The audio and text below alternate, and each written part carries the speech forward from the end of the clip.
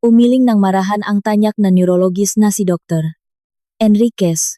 Ang kanyang mukha ay nababalutan ng matinding lungkot habang nakatayo sa paanan ng kama sa isang malawak at marangyang VIP suite ng isang kilalang ospital sa Bonifacio Global City. Wala na tayong magagawa. Ang bihirang degenerative neurological disease na dumapo sa kanya ay kumalat na sa kanyang buong nervous system sa paraang hindi may paliwanag ng siyensya. 7 araw na lang ang natitira sa kanya bago tuluyang bumigay ang lahat ng organo sa kanyang katawan, formal ngunit basak na anunsyong doktor. Ang tunong ni CG Monitor na nagbabantay sa tibok ng puso ni Isabella Obella, ang nag-iisang tagapagmanang pinakamalaking imperyong real estate at mga luxury resort sa buong bansa ay tila naging isang malamig na orasan na nagbibilang sa mga huling sandali ng kanyang buhay. Ang hangin sa loob ng kwarto ay amoy gamot at antiseptiko, malamig at nakakapangilabot. Nakaratay si Bella. Maputlang maputla. Walang lakas na may galaw ang kanyang mabinti at braso. Sa kanyang tabi ay nakaupo ang kanyang asawa. Si Mateo. Isang gwapo ngunit dating naghihikahos na arkitekto, na nakilala niya sa isang bakasyon sa Siargao 3 taon na ang nakararaan. Hawak ni Mateo ng mahigpit ang kamay ng kanyang asawa. Ang mukha ni Mateo ay namumula at bahagyang namamaga. Mukhang isang lalaking gumuho ang mundo dahil sa paparating na pakawalan ng kanyang pinakamamahal na may bahay. Huminga ng malalim si Dr.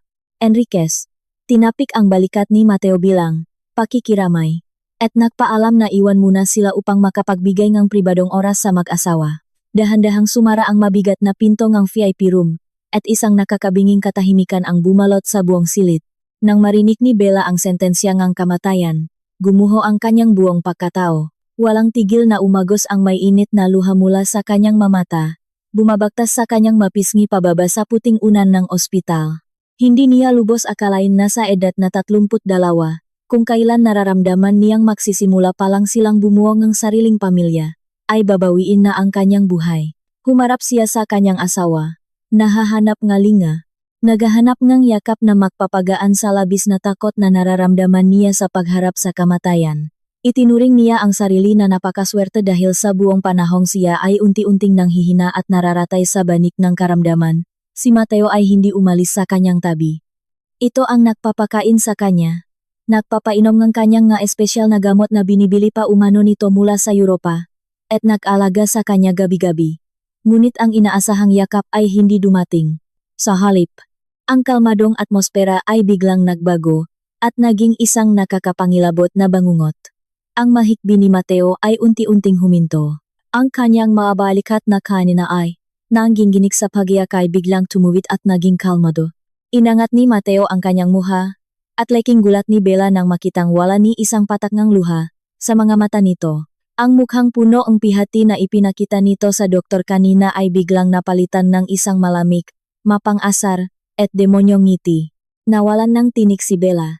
Hindi makapagsalita sa sobrang pagkabigla sa drastikong pagbabago ng anyo ng kanyang asawa. Bago pa man siya makapagsalita o makapagtanong, hinawakan ni Mateo nang napakahigpit ang kanyang madaliri, hindi isang haplos ng pagmamahal, kundi isang mahigpit at masakit na pagpiga na tila gustong durugin ang kanyang mabuto. Inilapit ni Mateo ang kanyang muha sa tainga ni Bella. Ang kanyang hininga ay mainit, ngunit ang masalitang lumabas sa kanyang malabi ay mas malamig pa sa yelo ang bangkay. Sa wakas, bulong ni Mateo, ang boses ay mababa, nakakapanindig balahibo at puno ng tagumpay. 7 araw. 7 araw na lang ang hihintayin ko at tuluyan ka ng mamatay. Pagkatapos niyan, ang nga mansyon sa Forbes Park, ang nga resort sa Palawan, at ang buong imperyo ng pamilya mo na matagal kong pinaglawayan, ay magiging akin na lahat. Nanigas ang buong katawan ni Bella. Ang sakit na naramdaman niya sa kanyang puso, ay mas matindi pa sa pisikal na sakit ng kanyang karamdaman o sa sentensyang kamatayan ng doktor. Tinitigan niya ang mga mata ng kanyang asawa, naghahanap ng senyales na baka nagbibiro lang ito o baka isang masamang panaginip lang ang lahat, ngunit ang nakita lamang niya ay purong kasakiman, put, at ambisyon. Pagod na akong magpanggap bilang isang maamo at sunod-sunurang asawa sa loob ng 3 taon. Patuloy ni Mateo abang nakangiti, nang nakakainsulto. Sukang-suka ako sa iyo at sa pamilya mong mata pobre na laging ipinapamuha sa akin na isa lamang akong hamak na tagapagtayo ng bahay habang kayo ang may-ari ng mundo. Pagkatapos bitiwan ang mga salitang iyon, padabok na binitawan ni Mateo ang kamay ni Bella na parang isang maruming basahan na nakakadiri. Tumayo ito, mayos na ipinakpak ang kanyang mamahaling suit na binili gamit ang pera ni Bella, at tumingin sa salamin upang ayusin ang kanyang buhok. Sinabi nitong lalabas lamang siya sandali upang asikasuhin ang mga papeles sa ospital itong Hungseta, ngunit ang Totu, alam ni Bella na lalabas ito upang ipagdiwang ang nalalapit niyang kamatayan. Nang walang pag-atubili o paglingon man lang, lumabas si Mateo ngang kwarto. Ang mahakbang ay magaan at puno ngang saya, na iniwan si Bella na mag-isa sa isang nakakabinging katahimikan. 5 minuto matapos sumara ang pinto, nakatitik pa rin sa kisame si Bella. Ngunit unti-unti, ang ngaluha sa kanyang mapisngi ay tumigil sa pag-agos. Sa halip na magmukmok, isang mainit at nakakapasong galit ang sumiklap sa kanyang dibdib. Ginamit niya ang natitirang lakas ang kanyang kanang kamay upang pahirin ang kanyang maluha. Ang paningin niyang kanina ay puno ang takot ay naging matalim at kasing tigas ang asero. Nawala ang lahat ng lungkot at depresyon. Naisip ni Bella ang lahat ng nangyari noong mga nakaraang buwan.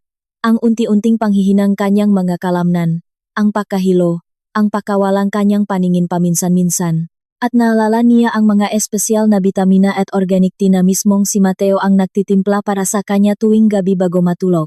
Biglang nakaroon ngang linaw ang lahat. Hindi isang natural na sakit ang unti-unting pumapatay sa kanya. Ang kanyang asawa mismo ang naklalason sa kanya. Ginamit ni Bella ang lahat ng natitirang lakas upang abutin ang kanyang cellphone na nakapatong sa side table ng ospital. Hindi na nanginginig ang kanyang makamay. Pinapatakbo na siya ang matinding galit at pagkauhaw sa hustisya. Hinanap niya ang numerong nakasaf bilang Manang Rosa. Sa ikalawang ring pa lamang, sinagot na ito. Sa kabilang linya, narinig niya ang nag-alalang boses ni Manang Rosa, ang matandang mayordoma na nagsilbing pangalawang ina ni Bella mula pa noong bata siya. Ang namamahala sa lahat ng kasambahay sa kanilang mansyon sa Forbes Park. Nang tanungin ni Manang Rosa kung kumusta na ang kanyang pakiramdam, hindi dumaing ng sakit si Bella.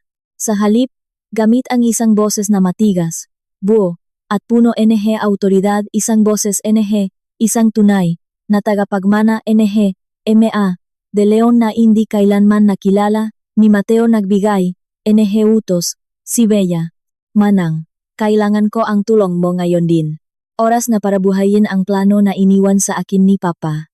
Ipinapangako ko, pagkatapos ang lahat na ito, makukuha natin ang hustisya at hindi na makakuntong ang hayop na iyon sa pamamahay natin. Idedeklara ni Bella na ang lihim na misyon upang iligtas ang kanyang buhay at ang kanyang dangal ay magsisimula na sa mismong sandaling ito.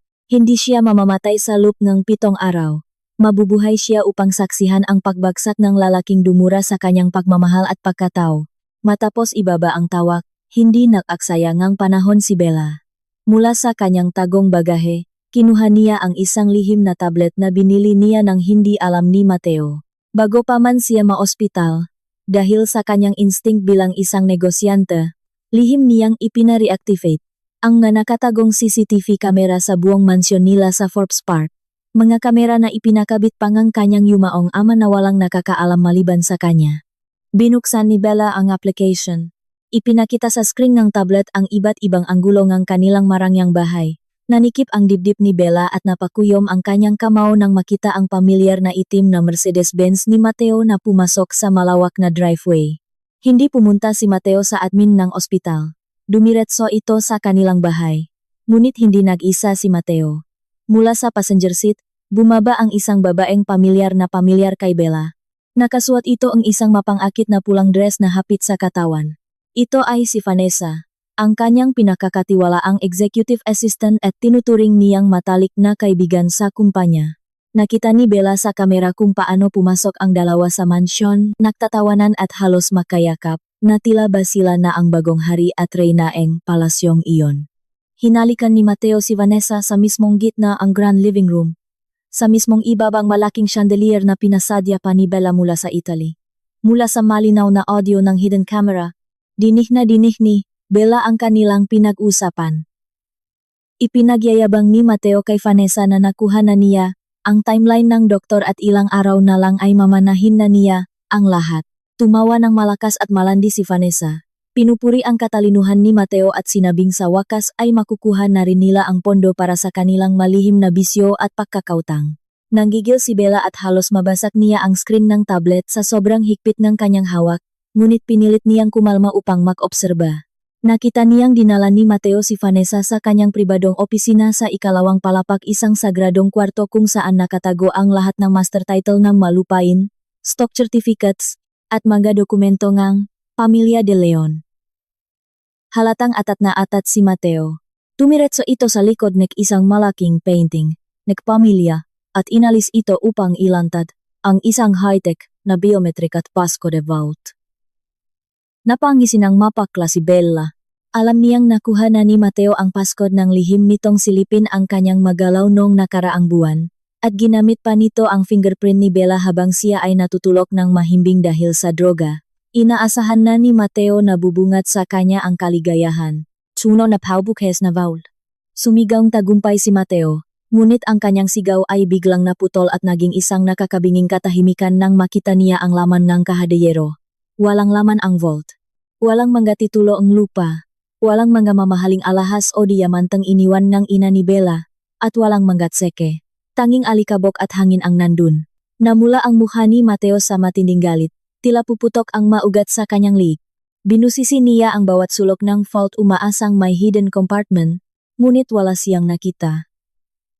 Si Vanessa na nasa likuran niya ay nainis at nagtanong kung nasaan ang bilyon-bilyong kayamanang ipinangako ni Mateo sa kanya. Sa sobrang ginis, ibinalibag ni Mateo ang pintong vault. Isang malakas na kalabog na dinig sa mikroponong CCTV. Nagsimula siyang magwala sa loob ng opisina. Pinagbabasag ang mga mahaling vasa at ibinalibag ang mga upuan. Pinapanot lamang ito ni Bella na walang emosyon sa kanyang mukha. Pagkatapos ay nagtip siyang isang maikling mensahe kay Manang Rosa. Inutusan niya ang matanda na isagawa na ang plan B. Ang toto, hindi ganun katanga si Bella. Bago pa man lumala ang kanyang sakit at bago pa lumabo ang kanyang tiwala kay Mateo, lihim na niyang inilipat ang lahat ng orihinal na titulo at kayamanan sa isang underground na pasilidad ng bangko sa tulong ng kanyang tiyuhin na si Tito Eduardo. Isang maimpluwensyang tao sa underground business na itinuturing ng marami na patay na ngunit lihim na nagbabantay kay Bella. Ang kutop ng isang babaeng nagdududa ay mas matalas pa sa anumang patalim. Sa screen ng kamera, isang bigong-bigong Mateo ang nakapansin sa isang maliit na puting sobrena na hulok mula sa siwang ng vault matapos niya itong balibagin. Kuminang ang mata ni Mateo. Umaasang bakat seke ito na may malaking halaga o susi sa isang safety deposit box. Nanginginig ang kanyang makamay nang punitin niya ang sobre. Ngunit ang laman nito ay isang maliit na pirasong papel na may sulat kamay ni Bella. Kumunot ang noo ni Mateo at binasa ang nakasulat. Isang maikli at nakakapasong mensahe. Ang tunay na yaman ay wala sa bakal na ito, kundi sa tiwalang sinira mo. Maghintay ka lang. Sa matinding put, nilukot ni Mateo ang papel at itinapon sa sahig. Sumigaw siya at tinawag ang lahat ng makatulong. Ngunit walang sumasagot dahil lihim ng pinauwi ni Bella ang lahat ng makasambahay at binigyan ng bayat na bakasyon, maliban kay Manang Rosa na may espesyal na misyon. Pilit na pinakalma ni Vanessa si Mateo. Ipinaalala nito na may 7 araw pa bago tuluyang mamatay si Bella. Iminungkahi ng tusong kerida na puwersahin na lamang ni Mateo si Bella na pumirma ng isang Absolute Deed of Sale at isang Special Power of Attorney, SPA. Na nagbibigay ng buong kapangyarihan kay Mateo sa lahat ng ari-arian, habang buhay pa ito sa ospital. Sumang-ayon ang nanggagaliting si Mateo sa plano.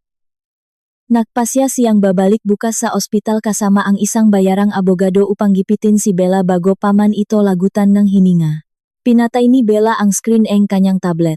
Sapat na ang ebidensyang nakita niya para sa araw na iyon. Ang kanyang plano ay tumatakbo ng perpekto. Si Mateo ay nahulog sa sarili nitong bitak ang emosyon at kasakiman. Huminga ng malalim si Bella upang pakalmahin ang kanyang nag-aalap na dibdib. Alam niyang simula pa lamang ito ngang isang malaking digmaan. Kailangan niyang ihanda ang kanyang pinakamagaling na pag-arte bukas sa pagdating ni Mateo at ng bayarang notaryo nito. Tumingin si Bella sa labas ngang bintana ngang VIP room. Ang kalangitan ng Maynila ay unti-unti nang nagiging kulay kahel at dumidilim. Ngunit para kay Bella, ang kadilimang ito ay ang simula ngang bukang liwewe ngang kanyang sariling pagbangon. Hindi niya hahayaang manalo ang matraidor kahit isang segundo. Biglang may marahang kumatok sa pinto. Mabilis na itinago ni Bella ang tablet sa ilalim ng kutson at bumalik sa posisyon ng isang nahihingalo at walang lakas na pasyente. Bumukas ang pinto at pumasok ang isang nurse na may dalang tray ng pagkain at mga bagong gamot. Tinitigan ni Bella ang mga kapsula ng may paghihinala. Alam niyang hindi siya dapat uminom ng kahit anong gamot mula sa ospital na iyon dahil posibleng bayat na rin ni Mateo ang ilan sa mga tauhan doon. Nang ilapang nurse ang tray at tumalikot sandali upang i-check ang kanyang IV fluid, mabilis na gumalaw ang kamay ni Bella at itinago ang makapsula sa loob ng isang tissue paper. Paharap ng nurse, nakunwari si Bella na umiinom ng tubig at lumulunok, habang inilalagay ang tissue sa bulsang kanyang hospital gown. Ngumiti ang nurse, inakalang nakainom na ang pasyente, at lumabas ng kwarto. Naiwang mag-isa si Bella. Inihahanda ang sarili sa isang mas mahirap na bukas. Lumalim ang gabi sa ospital. Ang tahimik na koridor ay paminsan-minsan lamang binabasak ng ngayabak ng nagbabantay na nurse. Sa loob ng kwarto, nakadilat si Bella, nagbabalik tanaw sa kung paano nagsimula ang lahat. Naalala niya kung paano siya niligawan ni Mateo. Nagpanggap na isang simpleng lalaki na walang pakialam sa kanyang pera. Ngunit nang makasal sila, unti-unting lumabas ang luho nito. Humihingi ito ng malalaking pondo para sa kanyang construction business, pero laging nalulugi. Ilang buwan na ang nakararaan. Nagsimulang makaramdam si Bella ngang pamamanhit sa kanyang makamay. Naging napakaasikaso ni Mateo. Gabi-gabi, pinapainom siya nitong isang espesyal na dark tea na galing pa raw sa mabundok ng China. Pampalakas daw ngang resistensya para madali silang makaanak. Dahil mahal na mahal niya ang asawa, ininom niya ito ng walang pagdududa kahit na may naiwang lasang metal sa kanyang dila. Ang mahinala ni Bella ay nagsimula lang 2 linggo na ang nakakalipas ng aksidente niyang matabik ang tasaeng tesaa at tumapon ito sa isang maliit na indoor plant sa kanilang kwarto. Kinaumagahan, laking gulat niya nang makitang namatay at naging itim ang dahon ng halaman na parabang sinuno ng matapang na kemikal. Mula nun, hindi na niya nilunok ang anumang ibinibigay ni Mateo. Itinatapon niya ito sa lababo tuwing nakatalikot ang asawa. Ngunit ang lasong nakapasok na sa kanyang sistema sa loob ng maraming buwan ay nag-iwan ng pinsala. Sinisira ang kanyang nervous system bagaman hindi pa sapat upang patayin siya. Ito ang dahilan kung bakit nalilito ang mainosenteng doktor sa kanyang kondisyon. Akala nila ay natural na neurological failure. Ngunit ang ito ay akumulasyon ng isang bihirang neurotoxin na unti-unting nagpaparalisa. Ang pag-isip ni Bella ay naputol nang marinig ang 3 mahihinang katok na may tamang ritmo sa pinto. Bumukas ito at pumasok si Manang Rosa, may dalang isang ordinaryong stainless na lunchbox. Ang matandang mayordoma ay ngumiti ng tipit, ngunit ang kanyang mata ay nag-aapoy sa determinasyon na tanging si Bella lamang ang nakakaintindi. Habang inilalapag ang lunchbox sa mesa, bumulong si Manang Rosa na ang pagkaing ito ay ligtas sa kamay ni Mateo dahil siya mismo ang nagluto nito sa isang nakahiwalay na kusina ngang isa nilang pinagkakatiwalaang kamag-anak.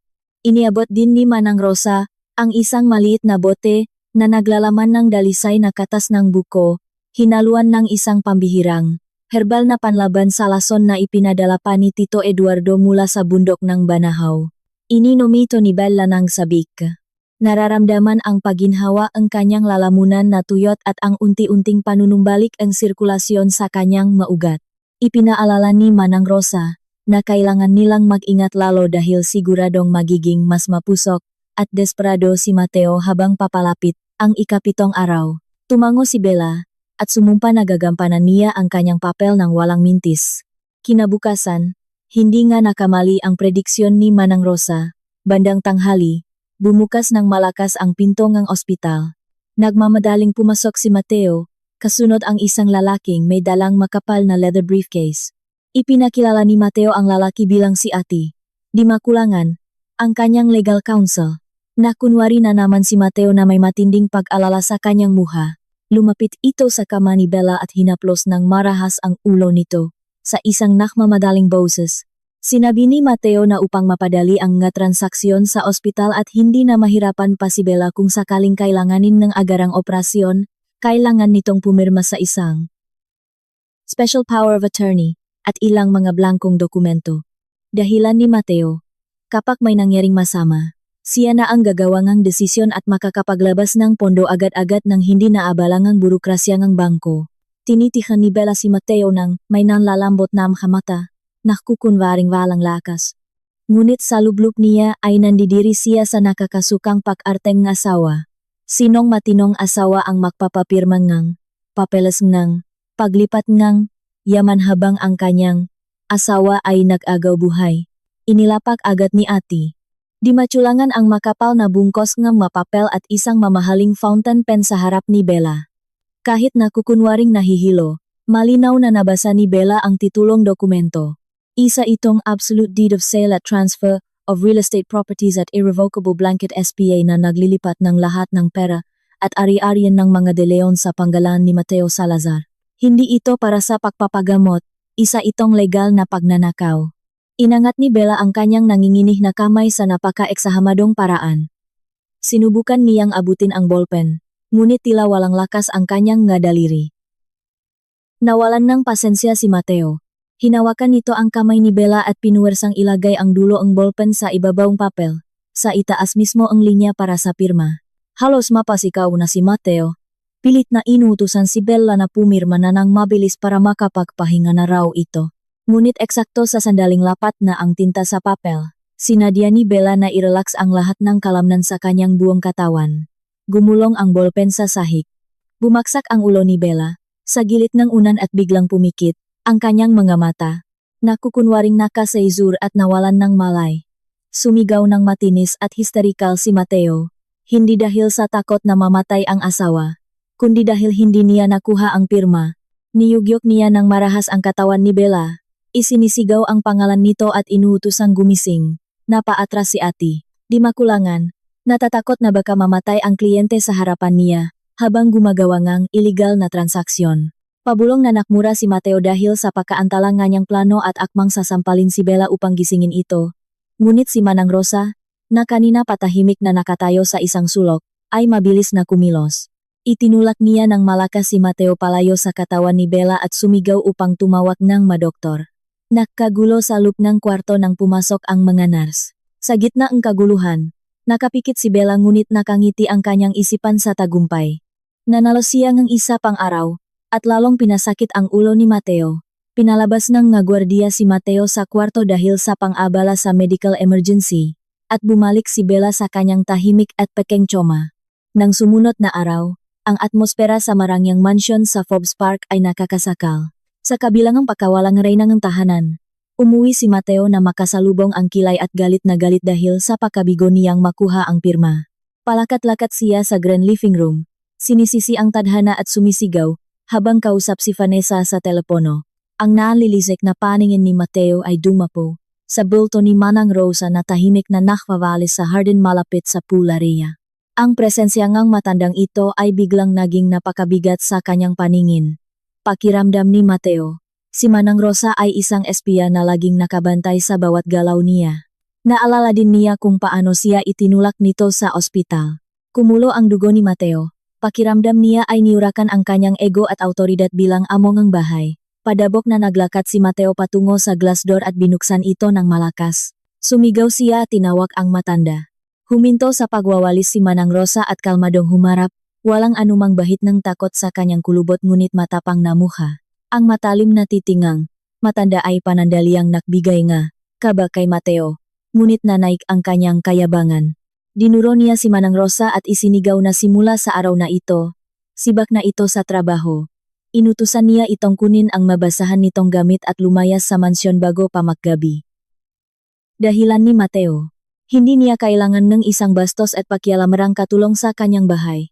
Nakaramdam ng panandaliang kasiyahan si Mateo dahil naisip niyang nabawasan siya ng isang problema. Ngunit ang naging reaksyon ni Manang Rosa ay lubos na hindi inaasahan. Sa halip na lumuhot, umiyak, at magmakaawang huwag siyang tanggalin, isang mahinang halahak ang kumawala sa mga labi ng matanda. Isang halahak na makanhunit puno, na nakakatakot na autoridad. Itinuit ni Manang Rosa ang kanyang likod, ipinatong ang walis sa gilid ng mamahaling paso, at humakbang palapit kay Mateo hanggang sa 1 metro na lamang ang pagitan nila. Gamit ang isang kalmado ngunit napakatigas na boses, sinabi ni Manang Rosa na wala ni katiting na karapatan si Mateo na sibakin siya. Ipinaliwanag niya ng buong linaw na ang kanyang kontrata sa pagtatrabaho ay hindi pinirmahan kay Mateo o kahit kay Bella. Ang kanyang kontrata ay direktang nakatali sa De Leon Family Blind Trust, ang legal na pundasyong itinatakpa ang yumaong ama ni Bella. Hanggat nabubuhay si Bella, o hanggat umiral ang pundasyong iyon, na pinamamahalaan ng Board of Directors, walang sinumang dayo, lalo na ang isang asawang nakapangasawa lang, yaman ang may kapangyarihang magpalayas sa kanya, napanganga si Mateo. Hindi niya akalaing ang isang hamak na mayordoma ay may alam sa mga blind trust, corporate laws, at kontrata. Sinubukan muling manakot ni Mateo. Sumisigaw na siya ang asawa at malapit nang maging nag-iisang tagapagmanang ng bahay, kaya ang salita niya ang batas. Ngumiti lamang ng mapakla si Manang Rosa. Pinaktawanan ning matanda sa kanyang isipan ang kabobohan ni Mateo. Hindi alam ni Mateo na si Manang Rosa ay hindi lamang basta katulong. Siya ang nga mata at tainga ni Tito Eduardo, ang kinatatakutang mafia boss at corporate fixer na kapatid sa labas ng ama ni Bella. Tinitigan ni Manang Rosa si Mateo ng diretso sa mamata at nagsalita ngang may dobleng kahulugan. Ang trabaho ko rito ay bantayan ang mga bulaklak ni Senyorita Bella upang hindi ito malanta ng maaga, at para siguraduhing walang salot na insekto ang sisira sa magandang hardin na ito. Isang matinding insulto na nagkokompara kay Mateo sa isang salot na insekto. Walang masabi, napabuntong hininga na lamang si Mateo, padabok na pumasok sa loob ng bahay, at ibinalibag ang pinto. Hindi niya alam na ang komprontasyong ito ay bahagi ng mas malaking plano upang lalo siyang maging pabaya at desperado.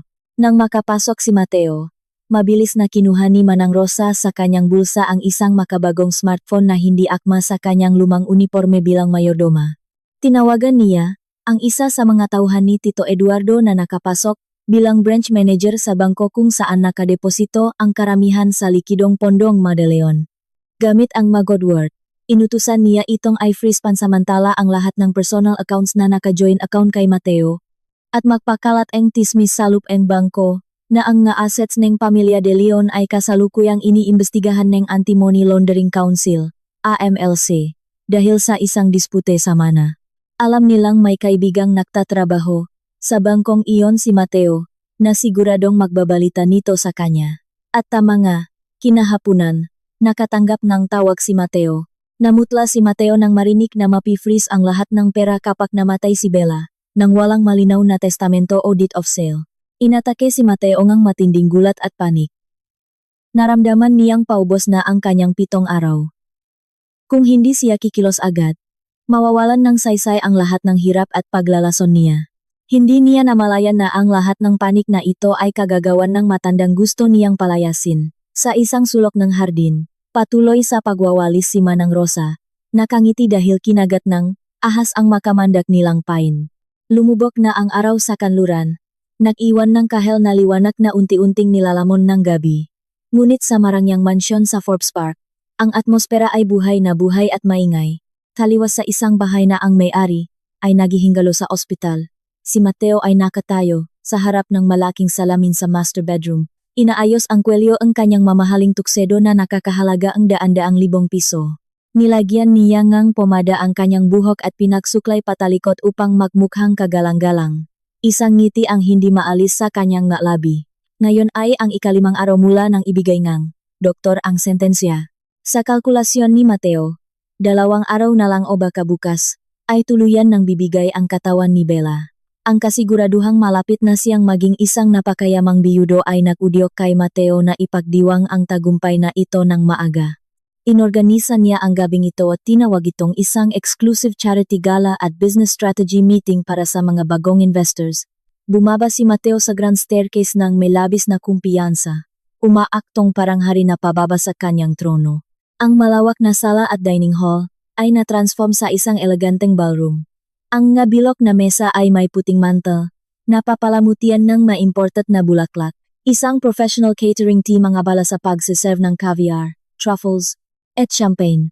Hindi nagtipid si Mateo sa paggastos, kahit na ang ginamit niyang pambayat ay mula sa huling credit limit ng extension card na nakapangalan kay Bella. Para kay Mateo, isa itong investment. Kailangan niyang magmukhang bilyonaryo sa harap ng kanyang makasosyo sa negosyo upang makakuha ng pondo para sa isang pekeng mega resort project na balak niyang itayo sa lupain ni Bella sa Palawan. Isa-isang dumating ang bisita. Wala sa kanila ang tunay na kaibigan ni Bella. Karamihan ay mga underground businessmen, illegal mining operators, mga pogobosses na pinagkakautangan niya sa casino, at siyempre, si Vanessa, na dumalo hindi bilang lihim, na kerida kundi bilang VP for operations ni Mateo. Makatabi silang sumalubong sa mabisita, nakangiti ng malapat, nakikipagkamay at nakukunwaring sila ang may-ari ngang lahat. Walang sinuman ang nagtanong tungkol sa kalagayan ni Bella sa ospital.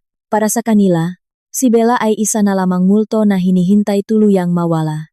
Samantala, sa VIP room sa ospital, isang ganap na kakaibang eksena ang nagaganap. Nakaupo si Bella sa gilid ng kama, humihinga ng maayos. Wala na ang swero sa kanyang kamay. Ilang minuto pa lang ang nakakalipas ay buong tapang niyang hinugot ang karayom at diniinan ang sugat gamit ang bulak hanggang sa tumigil ang pagdurugo. Ang hapdingang pagkakahugot sa karayom ay walang-wala kumpara sa sakit ngang pagkakatraidor sa kanya ni Mateo. Napakasigla ngang pakiramdam ni Bella ngayon. Dahil sa herbal na panlaban sa lason at malinis na pakay na palihim na ipinapasok ni Manang Rosa, unti-unting na neutraliza ang lason sa kanyang katawan. Nanumbalik ang lakas ng kanyang makalamnan. Kahit hindi pa siya 100% magaling, sapat na ito upang isagawa ang unang hakbang ng kanyang matinding paghihiganti. Bumukas ang pintong banyo at lumabas si Manang Rosa, dala ang isang malaking garment bag. Nang walang imik, tinulungan ngang matanda si Bella na hubarin ang nakakabagot na damit pasyente. Isinuot ni Bella ang isang napaka-eleganteng itim na long gown, na nagpapahiwatig ng pagluluksa hindi para sa kanya, kundi para kay Mateo. Inayos niya ang kanyang buhok at naglagay ng matapang na pulang lipstick. Nang tumingin siya sa salamin, halos hindi na niya makilala ang sarili. Ang babaeng nasa refleksyon ay hindi na ang mahina at inosenteng Bella. Siya, na ngayon ang reyna, na maga, de Leon na handang pumosyo justisya, tiningnan siya, ni Manang Rosa ng may labis na pagmamalaki. Lihim silang lumabas na ospital. Si Dr. Enriquez, na nakonsensya matapos malaman mula kay Tito Eduardo na ginagamit lang pala siya ni Mateo sa isang masamang balak, ay nagbulag-bulagan at pinayagan silang dumaan sa pribadong exit ng madoktor papunta sa isang nahihintay na itim na SUV. Bumalik tayo sa mansyon sa Forbes Park, kung saan nasa kalagitnaan na ang engrandeng salusalo. Ang pag-ingay ngang mamahaling kubiertos at pag-usap ay lumihangang isang ritmo ngang kasakiman. Tumayo si Mateo sa harapan ng entablado na ipinasadya niya sa sala. May hawak na isang baso ngang mamahaling red wine. Pinalo niya ng marahan ang baso gamit ang tinidor upang kunin ang atensyon ng lahat. Biglang natahimik ang buong bulwagan. Nagsimulang magbigay ngang manifestasyon si Mateo ng may punong-punong yabang. Ipinagmalaki niya ang kanyang visyon na gawing isang malaking casino at luxury empire ang lahat ng property ng kanyang asawa sa sandaling ipasa na ito sa kanya. Inimbitahan niya ang mapogo bosses at investors na magbigay ng kanilang initial deposit kung hindi nila gustong mahuli sa pagyaman. Para makumbinsi sila, inihanda ni Mateo ang isang magarbo at high-tech na visual presentation. Sinabihan niya si Vanessa na i-play ang video mula sa laptop na konektado sa malaking LED screen na inarkila niya sa gitna ng sala. Unti-unting umilaw ang malaking screen. Ngumiti ng malapat si Mateo, handa nang ipaliwanag ang kanyang mga plano. Ngunit sa halip na graphs, architectural blueprints, at logo ng kanyang kumpanya, ang lumabas sa screen ay nagpatigil sa ikot ng kanyang mundo. Ang ipinalabas ay isang high-definition na hidden CCTV footage. Ipinakita sa video si Mateo sa kusinang mansyon hating gabi, nakasuot ng payama. Klarong-klaro kung paano niya binuksan ang isang maliit na vial na may lason at inihalo ito sa organic tea ni Bella. Ang mukha ni Mateo sa video ay mukhang demonyo, nakangisi habang hinahalo ang inuming papatay sa kanyang asawa. Ang katahimikan sa ballroom ay naging isang nakakasakal at nakakapanindig balahibong tensyon. Nakanganga ang lahat ng mga bisita. Hindi makapaniwala sa kanilang nakikita. Isang investor ang nabitawan ang kanyang wine glass. At ang tunog ng pagkabasak nito ay umalingaw na parang baril. Nanigas si Mateo sa kanyang kinatatayuan. Ang muka ay biglang namutla na parang inubusan ng dugo. Hindi mahanap ng kanyang utak kung paano napunta doon ang video. Sigurado siyang secured at may password ang kanyang laptop. Pawis na malapot ang nagsimulang tumulo sa kanyang noo. Lumingon siya kay Vanessa upang humingi ng tulong. Ngunit maging si Vanessa ay namumutla at nanginginig sa takot. Sinubukan ni Mateo na tumawa ng pilit upang pagaanin ang sitwasyon. Huwag kayong maniwala diyan. Edited yan. AI deepfake. May mga kalaban lang ako sa negosyo na gustong sumira sa reputasyon ko. Sigaw niya na may nanginginig na boses. Tumakbo si Mateo sa laptop upang patayin ito. Ngunit kahit anong pindot niya sa keyboard, nakalok ito at patuloy lang nagloop ang video. Susunod na nagplay sa screen ay isa pang video. Ang mismong pag-usap nila ni Vanessa kanina lang sa loob ng opisina, kung saan pinag-uusapan nila ang paghihintay na mamatay si Bella at kung paano nila bubuksan ang vault. Ang mabisita ay nagsimulang magbulungan. Ang kaninang paganga sa mga mata nila ay napalitan ng pandidiri, galit, at pagkaalarma. Marami sa mga investors ay may mga sariling iligal na negosyo, ngunit ang direktang pagpatay sa asawa para sa para ay isang gulo na hindi nila gustong masangkot, lalo na kung may CCTV evidence. Isa-isang nagsitayuan ang mga tao, kinuha ang kanilang mga gamit at nagmadaling umalis upang hindi ma-involve kapag dumating ang mga otoridad. Nagsusumamo si Mateo na maupo sila. Sumisigaw na patay na si Bella kaya wala nang magrereklamo, ngunit walang nakinig sa kanya. Ang kaguluhan ay mas lalong lumala nang biglang namatay ang lahat ng ilaw at supply ng kuryente sa buong mansyon. Isang kumpletong kadiliman ang bumalot sa malaking bahay. Nagsigawan ang mga babaeng bisita.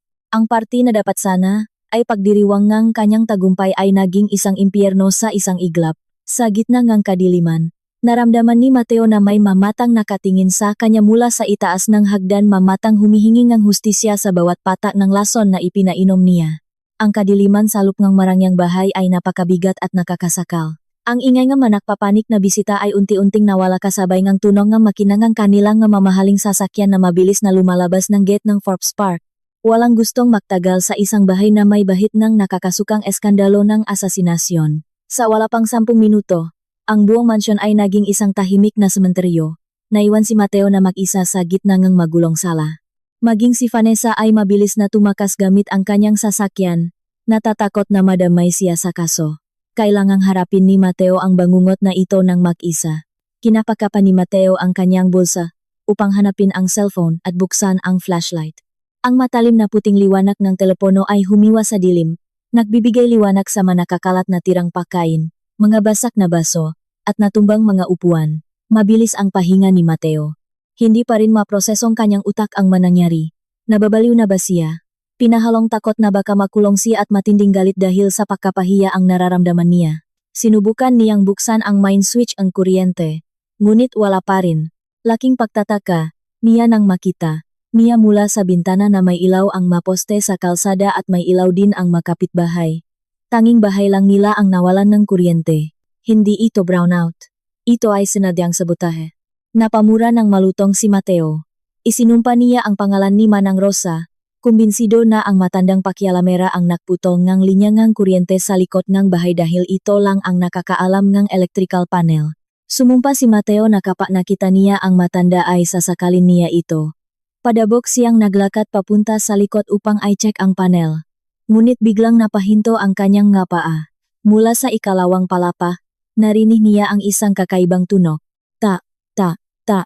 Ang tunog ng takong sapatos na tumatama sa sahig na gawa sa marmol ay malinaw na umaling-aungaw sa tahimik na pasilyo sa itaas na hagdan. Halos tumigil ang paktibok na puso ni Mateo. Tumayo ang lahat, negebalahibo niya sa batok. Kilalang-kilala niya ang tunog ng yabak na iyon. Iyon ang paboritong tunog ng paglalakat ni Bella kapag suot nito ang kanyang paboritong stiletto habang nag-ayos sa bahay. Ngunit imposible.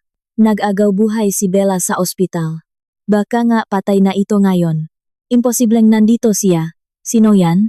Sigaw ni Mateo. Ang boses ay garalgal, pilit na itinatago ang takot. Huwag mo akong paglaruan. Ang boses niya ay nag-echo lamang sa mapader. Ngunit walang sumagot. Huminto ang mayabak sa tapat mismo ng master bedroom nila. Katahimikan. Napalunok ngang lawe si Mateo. Tuyong-tuyo ang kanyang lalamunan. Pinilit niyang isipin na baka magnanakaw lang iyon, o baka bumalik si Vanessa para kunin ang nga naiwang gamit. Nanginginig ang kamay na may hawak na flashlight. Pinilit ni Mateo ang kanyang sarili na umakyat sa hagdan. Bawat hakbang ay tila may pabigat. Pakiramdam niya ay may mahindi nakikitang kamay na humihila sa kanya pababa. Ang mga aninong nga muebles na tinatamaan ng flashlight ay mukhang mga halimaw na nag-abang sa dilim. Pag-akyat niya sa second floor, itinutok niya ang ilaw sa pinto ng master bedroom.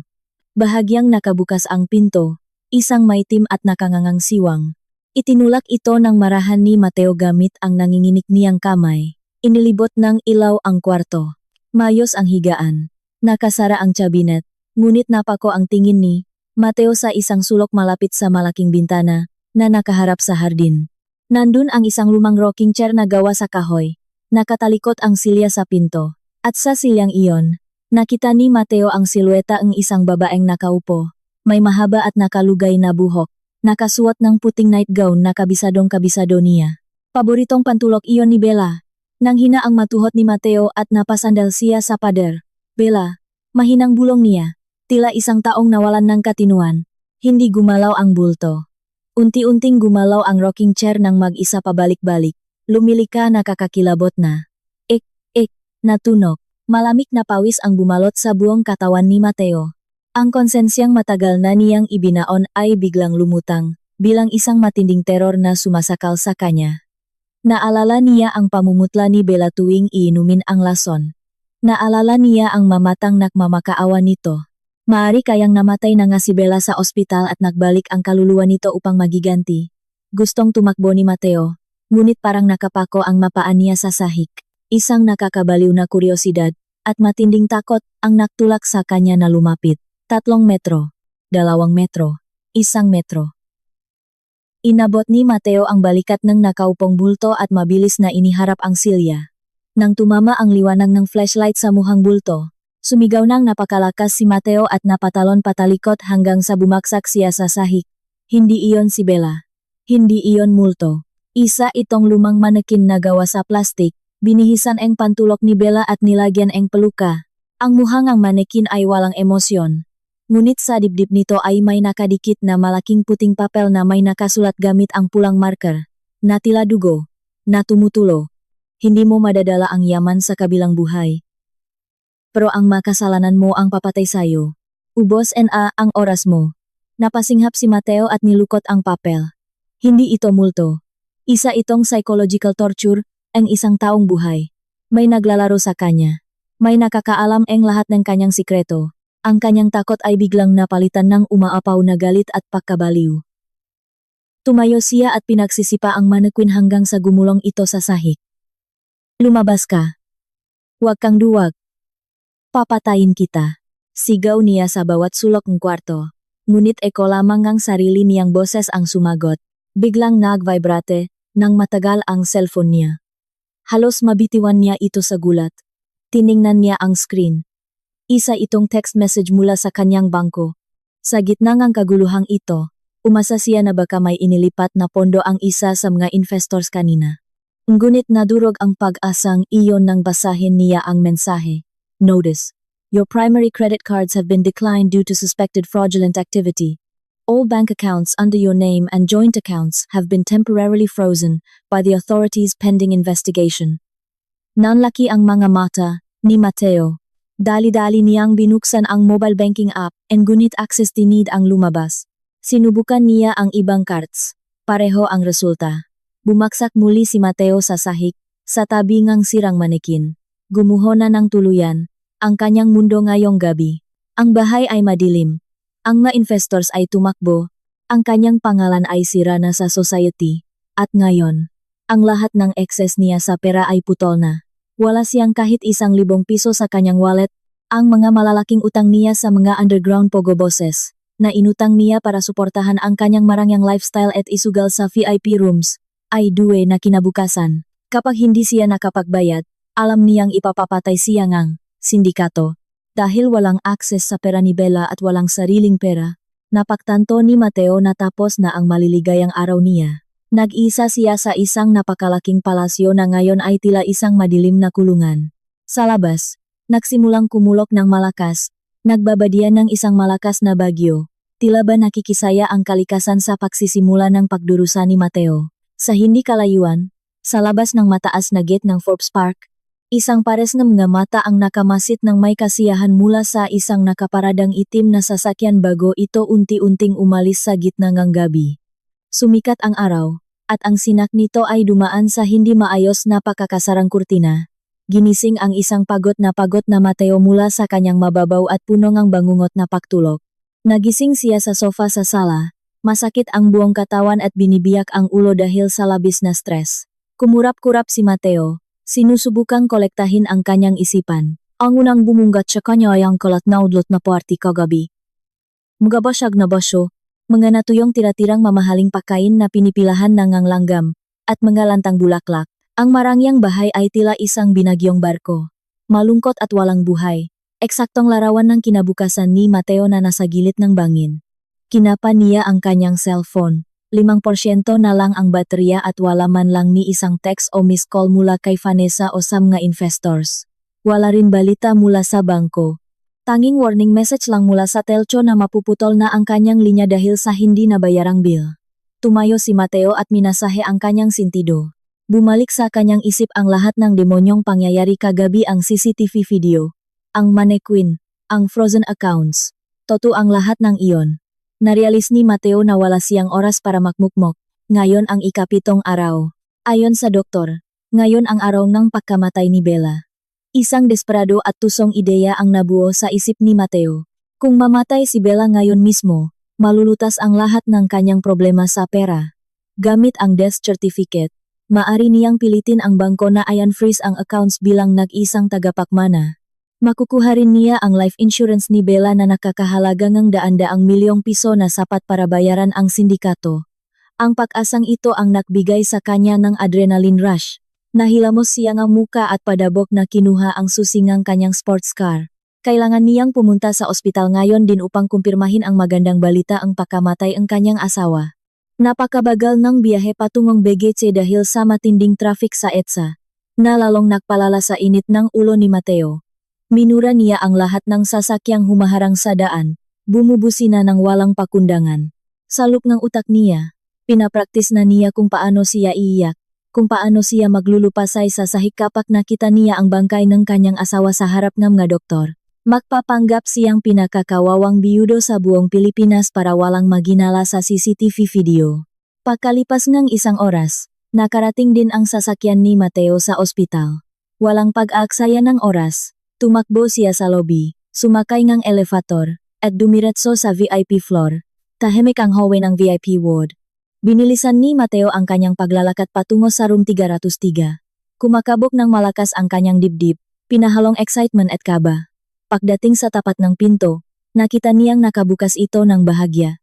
Itinulak niya ang pinto at nanlaki ang kanyang mga mata. Walang tao sa loob. Ang kama ni pasyente ay maayos na maayos. Bago ang puntat kumot. Wala na ang mga life support machine. Wala na ang mga dextrose. At siyempre, wala ang bangkay ni Bella. Napakalinis ng kwarto. Parang walang pasyenteng na-confine dun. Pumasok si Mateo at tiningnan pati banyo, ngunit blanco. Nang hina ang maatuhot niya. Naisip niya, baka namatay na nga si Bella ng madaling araw at dinala na ang katawan sa morgue. Tamang-tama, may isang head nurse na naglalakat sa pasilyo. Nakita nito si Mateo, na nakatayo sa may pinto at mukhang nalilito. Tiningnan ng nurse si Mateo mula ulo hanggang paa na may matinding pandidiri, malamang alam na rin nito ang mabalibalita. Lumapit si Mateo, nakunwaring umiyak at karal-kalang boses na nagtanong, "Nurse, nasaan ang asawa ko? Nasaan ang katawan ni Bella?" Ang sagot ng nurse ay malamig at walang anumang emosyon. "Wala na po rito si Ma'am Isabella. Kaninang madaling araw pa po." Iginiit ni Mateo na malaman kung saang morgue dinala ang asawa niya. Sumagot ang nurse ng maikli, "Hindi po siya dinala sa morgue. Na-discharge na po siya at umuwi na. Naasikaso na po ang pamilya niya ang lahat ng papeles." Pagkasabi nun, tinalikuran ng nurse si Mateo. Na-discharge? Para sa pandinig ni Mateo, ang salitang ito ay kumpirmasyon ng kamatayan, ngunit iniuwi na lamang daw sa bahay ng kamag-anak. Nakumbinsi ang bali na utak ni Mateo na patay na talaga si Bella at inasikaso lang ni Manang Rosa na iuwi ang bangkay para sa burol. Isang napakalapat na ngiti ang unti-unting gumuhit sa muka ni Mateo. Tumawa siya ng mahina, isang tawang ang taong nawawala sa katinuan. Sa wakas, patay na siya, bulong niya sa sarili. Naramdaman ni Mateo na abot kamay, na niya ang tagumpay. Hindi na niya inisip kung nasaan ang katawan ni Bella. Ang mahalaga, para sa kanya ay wala na itong buhay. Ngayon, ang pinakamahalaga niyang prioridad ay mahanap kung saan itinago ni Manang Rosa, ang nga orihinal na titulo ngang lupa na nawawala sa fault. Biglang may naalala si Mateo. Isang insidente ilang linggo na ang nakaraan, nakita niya si Manang Rosa na labis na pinoprotektahan ang isang malaking paso ng halaman sa gilid ng lanay. Pinakbawalan pa siyang matanda na lumapit doon dahil daw baka mamatay ang halaman. Naisip ni Mateo, iyon na siguro iyon. Sa ilalim nga, lupang iyon ibinaon nga, matanda ang matitulo, ginto, o mabang sertifikates. Mabilis na nagmaneho pabalik sa Forbes Park si Mateo. Wala na siyang pakialam sa red light, ang paningin ng gaginto at pra ay naglalaro sa kanyang utak. Pagdating sa mansyon, dumiretso siya sa lanay sa likod. Tahimik pa rin ang bahay at wala si Manang Rosa. Kinuha ni Mateo ang isang maliit na pala malapit sa gripo at sinimulang hukayin ng parang asong ulol ang lupa sa malaking paso. Naktalsikan ang malupa sa malinis na outdoor tiles. Hinihingal si Mateo. Basang-basa ang pawis ang kanyang gusot na polo. Patuloy siyang humukay. Walang awang sinisira ang ugat ng halaman. Ting. Tumama ang dulo ang pala sa isang matigas na bagay na bakal. Kuminang ang nga mata ni Mateo. Eto na. Ginamit niya ang nga kamay para mas mabilis na tanggalin ang lupa. Isang metal box ang nakabaon, parang isang malaking toolbox na nakasara ng padlock. Ginamit ang buong lakas. Iniyahon ni Mateo ang mabigat na kahon. Wala siyang pasensya para hanapin ang susi. Kaya kumuha siyang malaking bato sa hardin at paulit-ulit na hinampas ang padlock hanggang sa masira ito. Nanginginig ang makamay sa matinding pananabik, dahan-dahang binuksan ni Mateo ang takip ng kahon. Inaasahan niyang bubungat sa kanya ang kumikinang na ginto o mabundel ng dolyar.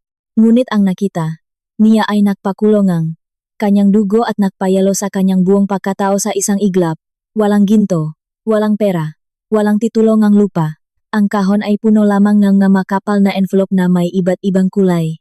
Nalilito, kinuha ni Mateo ang isang sobra, pinunit, at binasa ang laman. Isa itong final demand letter, mula sa isang lending company kung saan siya umutang ng milyon-milyon para sa kanyang pekang negosyo 2 taon na ang nakakalipas. Akala ni Mateo ay bayat na ito dahil hindi na siya kinukulit. Kumuha pa siya ng isa pang sobra. Isa itong bank statement ng kanyang mga credit card na lakpas-lakpas na sa limitasyon. Ang sumunod ay sulat mula sa car dealership na babatakin na ang kanyang sasakyan. Ibinuhos ni Mateo ang lahat ng laman ng kahon. Lahat yun ay mga notices of foreclosure, demand letters ng mga casino loan sharks, at mga patunay ng lahat ng pagnanakaw at pandaraya na ginawa niya. Lumabas ang katotohanan na sa buong panahon na sila ay mag-asawa, lihim na binabayaran ni Bella ang lahat ng interes ng mautang ni Mateo para hindi ito makulong o mapatay ng sindikato. Ginagamit ni Bella ang sariling yaman para takpan ang mga butas na ginagawa ni Mateo. Sa pinakailalim ng kahon, nakita niya ang isang malinis at puting sobre na may sulat kamay ni Bella. Nanginginig ang kamay, hindi sa tuwa kundi sa matinding takot. Binuksan ni Mateo ang liham. Mahal kong Mateo, sa buong pagsasama natin, ginamit ko ang yaman ko para protektahan ka sa mga taong pinakakautangan mo, pero 7 araw na ang nakakalipas. Noong ibinulong mo na gusto mo na akong mamatay, itinigil ko ang lahat ng pagbabayad. Pinalabas kong patay na ang accounts mo. Ngayon, anihin mo ang lahat na itinanim mo. Sana masiyahan ka. Binitawan ni Mateo ang sulat. Nang hina ang mga tuhod niya at bumagsak siya sa maduming sahing lanay. Ngayon niya narealise na sa loob ng 7 araw na abala siya sa pagpaplano ng kamatayan ng asawa niya.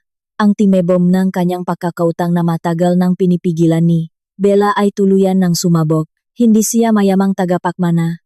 Isa lamang siyang baon sa utang na talunan, at ang lahat ng pinagkakautangan niya ay sabay-sabay ng sisingil ngayon. Napasabunot si Mateo sa kanyang sariling buhok at nagpakawalang ng isang sigaw ng matinding pagkabigo at galit. Ngunit ang kanyang sigaw ay natabunan ng isang nakakabinging ingay mula sa labas ng bahay. Tunog ng napakaraming motorsiklo at malalaking sasakyan na pumarada sa harap ng mansyon. Isang maingay at nakakatakot na gulo. Ang matinding kalabog sa mataas na gate ng Forbes Park ay lalong lumakas. Sinabayan ng mamagaspang na boses na isinisigaw ang pangalan ni Mateo ng may pagbabanta. Napatalon si Mateo mula sa lanay at mabilis na gumapang papunta sa bintana sa unahan ng bahay upang sumilip. Halos huminto ang paktibok ng kanyang puso sa senaryong nakita niya. Halos 20 malalaking lalaki na may mga tattoo. Mukhang maguns ang isang underground pogo syndicate at casino loan sharks. Ang pilit na binubuksan ang gate. May manggahawak silang pamalo, baseball bat, at ang iba ay may bitbit na posas at kadena. Sila ang mapinagkakautangan ni Mateo ngang daan-daang milyon na ipinangsugal niya. Dahil 7 araw na siyang hindi nagbabayad ne interes dahil tinigil na ni Bella ang lihim na pagpondo. Nagdesisyon silang puntahan ang bahay niya. Gumuho ang tapang ni Mateo. Tumakbo siya sa buong bahay, at siniguradong nakasara ang lahat ng pinto. Ngunit ang makalabok ay parang gigibain na ang gate anumang oras. Gumamit ng megaphone ang leader ng sindikato at sumigaw, "Mateo Salazar, ilabas mo ang pera namin kundi babalatan ka namin ng buhay at susunugin namin ang bahay na to kasama ka." Na-corner si Mateo. Wala siyang choice kundi harapin sila.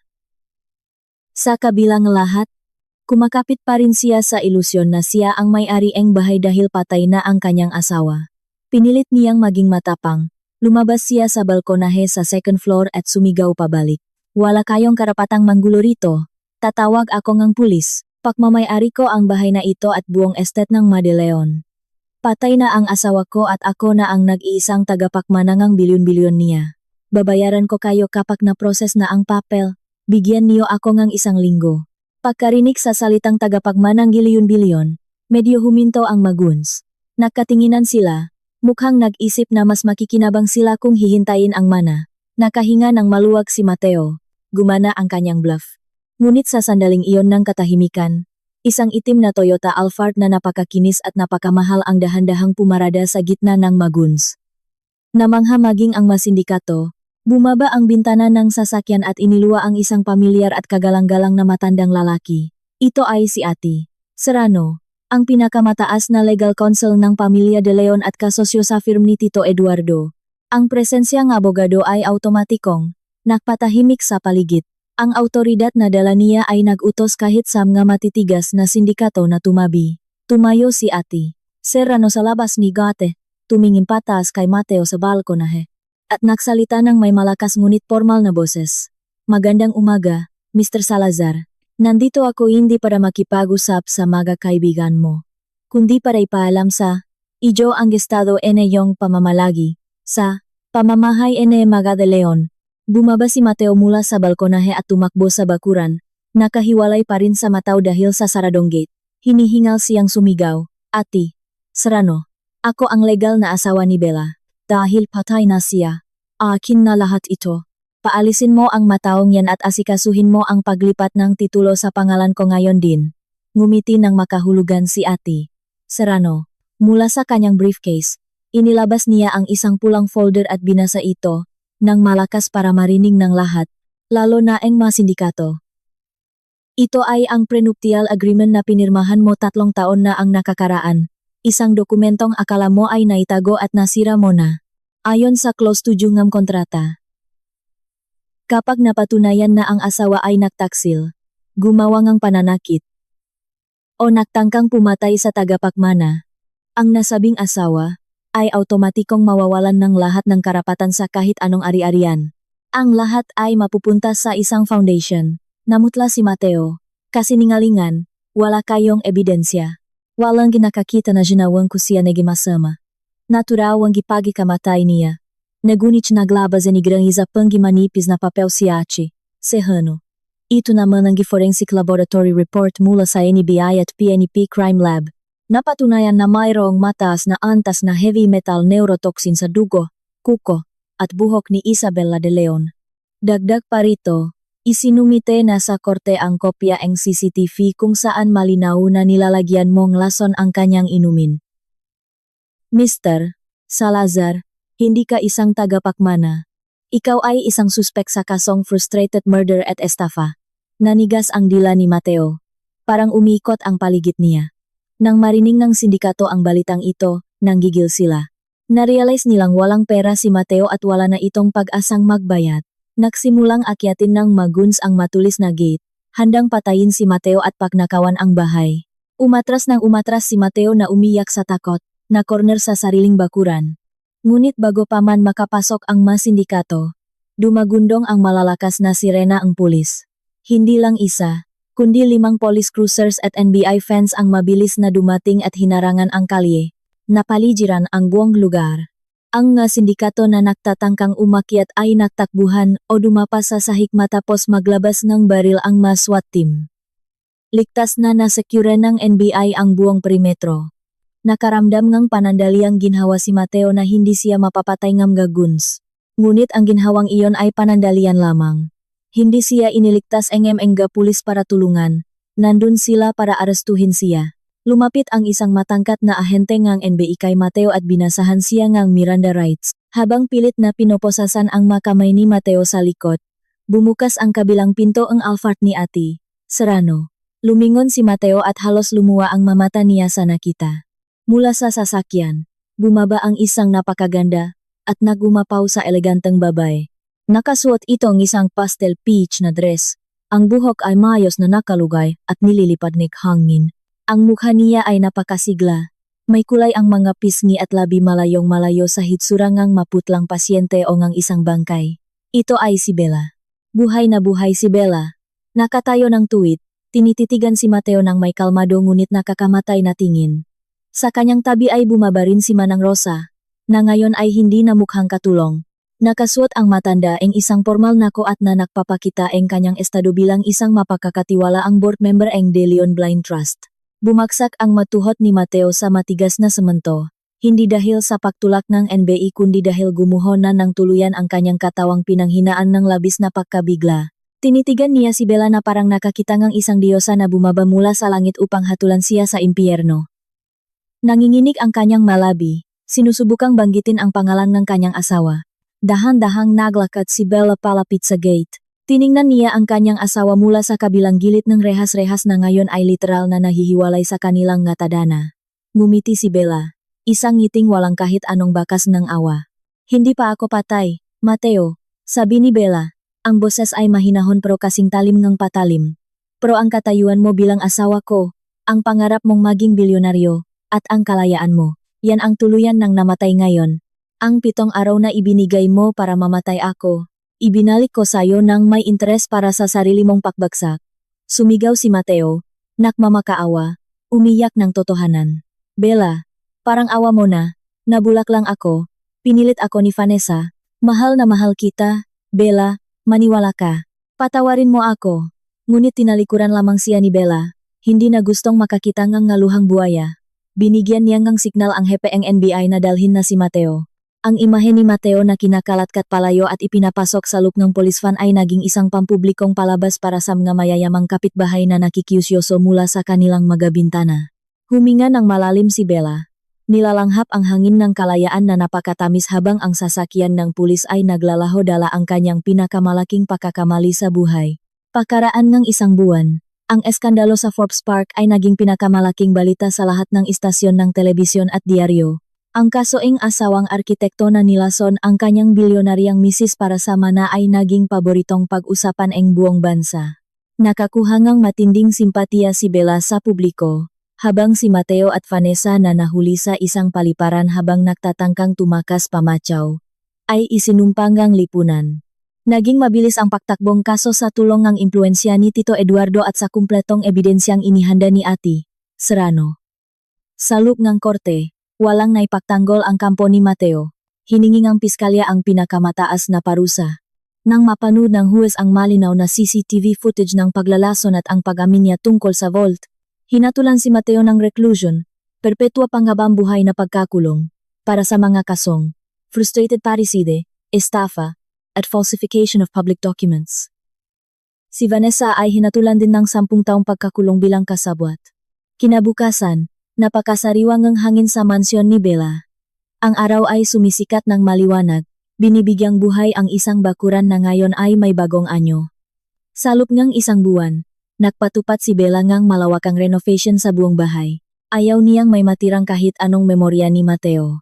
Pinalitan niya ang lahat ng pintura. Itinapon at ipinasunok sa bakanteng lote ang lahat ng gamit, damit, at kasangkapan na binili at hinawakan ni Mateo. Ang kwarto kung saan siya dating nakaratay at inabuso ng emosyonal ay ganap ng binago ang disenyo. Ang bahay na iyon ay naging isang tunay na tahanan muli, puno ng kapayapaan at positibong enerhiya. Sa malawak na hardin sa likod, komportableng nakaupo si Bella sa isang mamahaling rattan chair. Sa kanyang harapan ay ang namumukatkat na mga rosas at sampaguita, kasama niyang umiinom ng tee sa asiman ng rosa. Hindi na ito nakasuot ng unipormeng katulong. Nakasuot ang matanda ang magandang bestida. Ang hitsura ay isang kagalang-galang na matronang nakbabantay sa kanyang anak-anakan. Wala ng amo at katulong sa kanila. Sila ay magkapamilya at magkasangga na nagligtas sa buhay ng isa't isa. Iniabot ni Manang Rosa kay Bella ang isang folder. Ito ay ang report ng kanilang mga negosyo na ngayon ay mas lumalago pa. At isang panukala para sa pagbubukas ng isang legal aid foundation para sa mga battered and abused women. Ipinangako ni Bella na popondohan niya ang foundation na ito upang tumulong sa mga kababaihang nakulong sa mapang-abusong relasyon ngunit walang boses o yaman na lumaban tulad niya. Nais din ni Manang Rosa na siya ang mga siwarito katuwang si Ate Serrano, upang masiguro na walang pera ang masasayang. Ngumiti si Bella habang binabasa ang panukala. Naramdaman niya na ngayon, ang buhay niya ay may mas malalim at mas makabuluhang layunin. Hindi na siya isang inosenteng tagapagmana na madaling lokohin ng matatamis na salita. Siya ay isang survivor. Tumingin si Bella kay Manang Rosa at nagpasalamat mula sa pinakailalim ng kanyang puso. Kung hindi dahil sa inyo ni Tito Eduardo, siguro inaaknas na ako sa ilalim ng lupa ngayon. At si Mateo ay nagpapakasaya sa yaman ng pamilya natin. Tumawa ng mahina si Manang Rosa at hinawakan ang kamay ni Bella. Tinupat ko lang ang pangako ko sa papa mo. At ikaw ang nagligtas sa sarili mo. Hija, kung hindi dahil sa tapang mong tiisin ang 7 araw na iyon, hindi natin makukuha ang hustisya.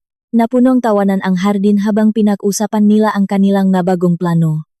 Ang huningang nga ibon sa kalapit na puno ng mangga ay sumabay sa payapang umaga. Isang malamig na simoy ngang hangin ang dumampi sa mukha ni Bella. Nilipat ng bahagya ang kanyang buhok. Ipinikit niya ang kanyang mata. Dinadama ang sarap ngang totoong kalayaan. Wala ng takot na malason sa gabi. Wala ng manipulasyon. Wala ng kasinungalingan. Mula sa malayo, bumukas ang gate upang papasukin ang mga bagong halaman na inorder ni Bella. Tumayo siya upang salubungin ito. Paglingon niya sa kanyang palasyo, hindi na niya ito nakikita bilang isang hawlang ginto, kundi bilang isang matibay na kastilyo ngang kanyang kalayaan. Nakita niya ang paso kung saan nagwala si Mateo. Ngayon ay may nakatanim na ritong masiglang sunflower na nakaharap sa araw. Nangako si Bella sa sarili. Alagaan niya ng mabuti ang hardin ng kanyang buhay. Puputulin niya ang anumang damo o parasitiko na susubok sumipsip sa kanyang lakas. At hahayaan lamang na umusbong ang tunay na pagmamahal at katapatan. Tapos na ang kwento ni Mateo, na ngayon ay nabubulok sa likod ng malamig na rehas. Nagsisisi sa bawat segundo ang kanyang kasakiman at pagkatanga. Habang si Bella ay nakatayo sa ilalim ng araw, handang harapin ang isang napakagandang bukas. Ang 7 araw na punong teror ay naktapos na, at napalitan ng libu-libong araw na puno ng pag-asa. Nanaig ang katotohanan, naparusahan ang kasamaan, at ang karma ay nagsilbi sa pinakamasarap na paraan. Bumalik si Bella sa mesa. Itinaas ang kanyang tasa ng tesa at masayang nakipaktos kay Manang Rosa para sa isang bagong buhay.